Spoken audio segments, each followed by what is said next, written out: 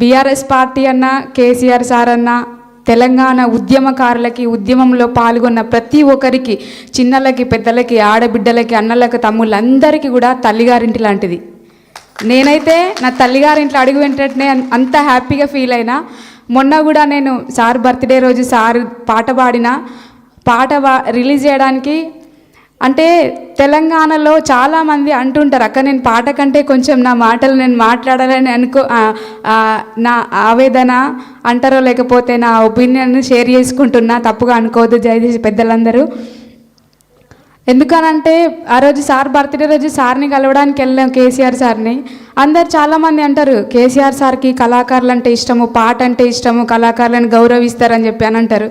అంతసేపు సార్కి ఆ రోజు ఫీవర్ ఉందంట, ఆరోగ్యం బాగాలేకపోయినా కానీ ఒక చైర్ వేసి కూర్చోబెట్టిర్రు. అందరు ఫోటో దిగిపోతుంటే మేము మేడం లిటరల్లీ సీడీ పట్టుకొని ఇట్లా ముందు నుంచి నిలబడి ఇట్లా పోతుంటే సార్ మమ్మల్ని లేచి నిలబడ్డాడు.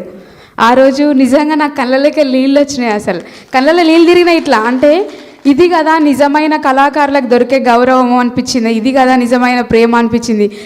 వేరే వాళ్ళు ఎక్కడ కూడా వీళ్ళు కళాకారులు కదా, వీళ్ళు పాటలు పాడతారు కదా అనేటట్టు చూస్తారు. కానీ కేవలం కళాకారులకి అత్యంత గౌరవమైన, ప్రేమైన పంచే పార్టీ ఏదైనా ఉంది అంటే తెలంగాణలో నేనైతే గుండె మీద చేసుకొని చెప్తున్నా, బరాబర్ చెప్తా. ఇప్పుడు కాదు ఎప్పుడైనా చెప్తా, కానీ ప్రత్యక్షంగా చెప్పే అవకాశం నాకు రాలేదు కాబట్టి ఈరోజు వచ్చింది. కాబట్టి ఈరోజు మన రోజు కాబట్టి, చెప్పే రోజు వచ్చింది కాబట్టి చెప్తున్నా.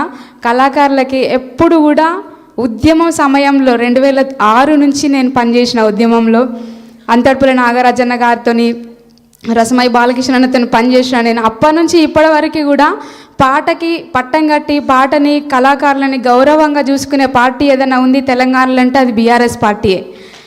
నిజంగా ఈరోజు ఈ వేదిక మీద నేను ఉండడం, ఉమక్క మీకు నిజంగా ప్రత్యేక ధన్యవాదాలు అక్క. థ్యాంక్ యూ సో మచ్ అక్క.